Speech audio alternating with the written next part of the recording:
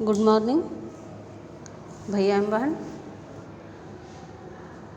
जैसा कि हम लोग सेल चैप्टर पढ़ रहे हैं जो लेसन 8 है, आज हम लोग उसमें variety in shape of cell पढ़ेंगे।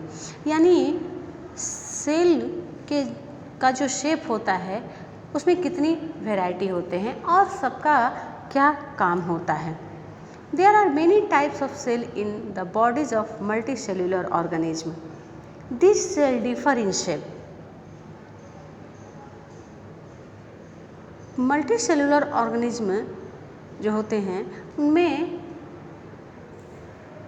मेनी सेल्स होते हैं जिनसे कि उनका बॉडी बनता है। तो उनके जो सेल होते हैं उनके शेप में भी डिफ़र होता है। जैसे पहला है nerve cell.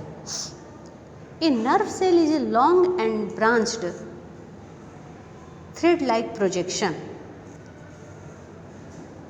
Nerve cell receive and transmit message between brain and other body parts. Nerve cell जो होता है जिसको न्यूरॉन भी कहते हैं, ये एनिमल सेल में पाया जाता है और ये लॉन्ग और ब्रांच्ड होता है। इसमें थ्रेड लाइक प्रोजेक्शन भी होते हैं और ये नर्व सेल ब्रेन और बॉडी पार्ट्स के बीच जो मैसेज होता है उसको रिसीव करता है और ट्रांसमिट करता है। यानी एक जगह से दूसरी जगह इसको ट्रांसफ़र करता है। और सेकंड है muscle cell. Muscle cell is pointed of both ends. Muscle cell जो होता है वो एनिमल सेल में पाया जाता है और इसके दोनों एंड जो होते हैं वो पॉइंटेड होते हैं।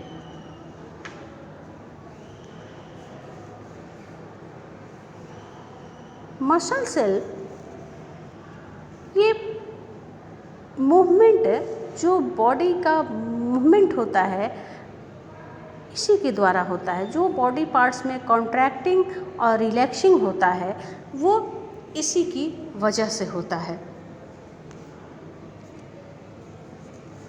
नेक्स्ट है इपिथेलियल सेल। इपिथेलियल सेल भी एनिमल सेल होता है, जैसे कि चिक सेल।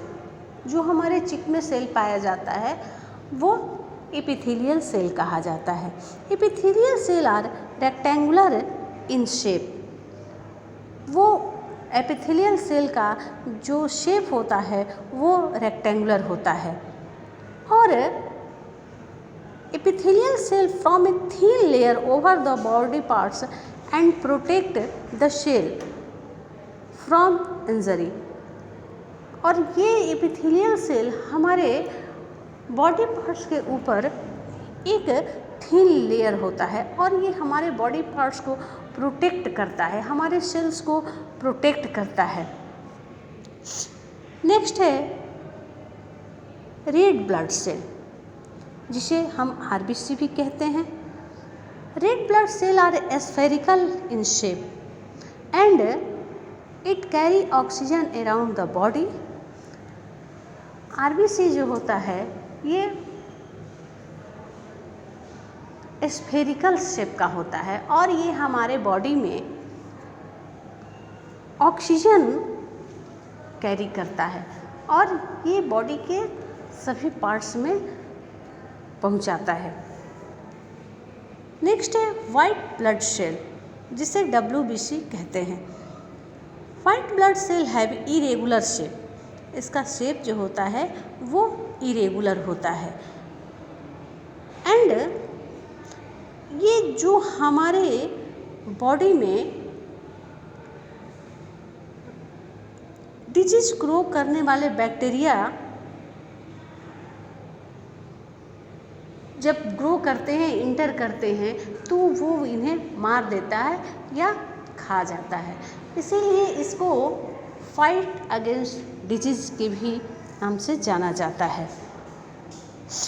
ये कुछ एनिमल सेल का शेप है और कल हम कुछ प्लांट सेल के बारे में पढ़ेंगे। जैसे प्लांट सेल जो होता है epidermal cell, xylem cell, phloem cell and photosynthetic cell, ये प्लांट सेल में पाया जाता है। मैं आपको होमवर्क दे रही हूँ। Make a sketch of human nerve cell, what function do nerve cell perform. Nerve cell का डायग्राम बनाना है, उसको स्केच करके बनाना है और उसके फंक्शन को लिखना है। और मैंने कुछ यहाँ स्केच दिखाया भी है, जो सेल्स के शेप होते हैं उनको मैंने बताया है। तो आप इसको ध्यान से देखिएगा और कल मैं आपको प्लांट सेल के शेप के बारे में बताऊंगी।